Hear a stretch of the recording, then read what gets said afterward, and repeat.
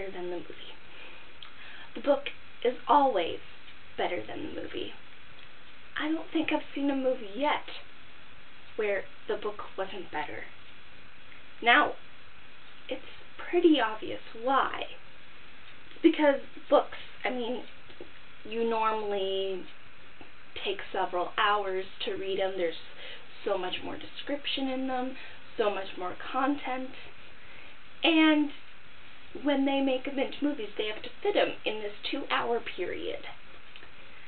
They go and change stuff either because they don't have the money or they don't have the resources or any other reason. And it's obvious and understandable why they do most of this. But still, the book is always better than the movie. At the same time, it seems like more people want to go see a movie rather than read the book. Once again, I'm under this same sentiment. I understand it. Books, first of all, you have to like reading, and most people like watching movies, but you have to like reading, and these days, I think Harry Potter kind of helped more kids want to read, but even so, there's still quite a few kids out there who don't want to read. So, you have to like reading first of all. Second of all, even if you do like reading, you may not like taking time to read a long book that takes a long time to read. It's so much easier to just go see the movie that takes 2 hours and get the gist of the idea and stuff. But there's a lot missing from a film that a book has. There are so many more gems in a book that you can't get in a movie. Knowing this, I have made it my task to go in and compare the book versus the movie. Now, there are a lot of books out there that have had movies based on them. So I'm not going to do that. I'm not going to go in and look at every single one. But as I am a lover of classics, and a lot of the classics tend to go overlooked by people in this generation, I'm going to look at those. There have been a lot of films that have been based on these classics, so I'm going to stick with either the most famous, or if there isn't one that's the most famous or the most infamous, I am going to stick with the most recent one. And of course, I can't review one until I've read the book, so at first it's going to start out with the same kind of books, because I've read what I'm interested in. I'll take suggestions, and maybe I'll go and read the book later on, but I'm going to start out with the ones I've already read so far, and they'll be a certain set. They'll probably be in the same genre or whatever, because I like them, and that's why I went and read them. Whereas certain ones, like sci-fi and fantasy and all that, I love fantasy, but science fiction is a little difficult for me, but I still respect them. They're still classics for a reason, so I do not object to going and reading them. For those books that I don't know as well, or I don't have a huge interest in, I may bring some people on board to help me with that. When I say classics, the definition of a classic is something that has stood the test of time, that's still popular even after years. This is kind of hard for some people to establish what makes a classic, because the whole time span has to be worked in there.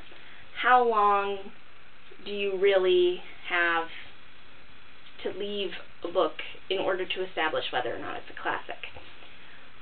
Something like Harry Potter, I am not sure if I could consider it a classic quite yet. It could certainly get there, but I still think it's too new, and we need to wait and see if it becomes one.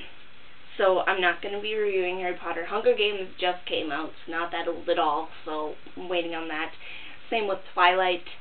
I personally don't like it, but I realize that it is popular, and if it continues to be popular, it may be considered a classic. I wouldn't exactly agree with that, but that's my opinion. So, but where we stand now, it's not old enough to be one. So I won't be reviewing that. I think my cutoff date is going to be probably around, let's see, I'm going to put mine at about 20 years and make sure that it's established at around, that it's established as a classic. First of all, there are some that's on the thin line, there's a thin line there, so I'm 20 years old, and I think 20 years is a good time to let a book be considered a classic. So I will say about 1990. That's a little over 20 years, but I think that's going to be about my cutoff as far as the books go. Movies, you know, based on books. So movies that came out based on classics that came out before 1990 and are established as a classic. So that's what I'm going to stick with. I love Phantom of the Opera. It is my favorite. But I don't think I can actually review it because I will be so picky about certain things, because that's like my prize thing, and my comparison will just take a long time. Plus, the Phantom reviewer,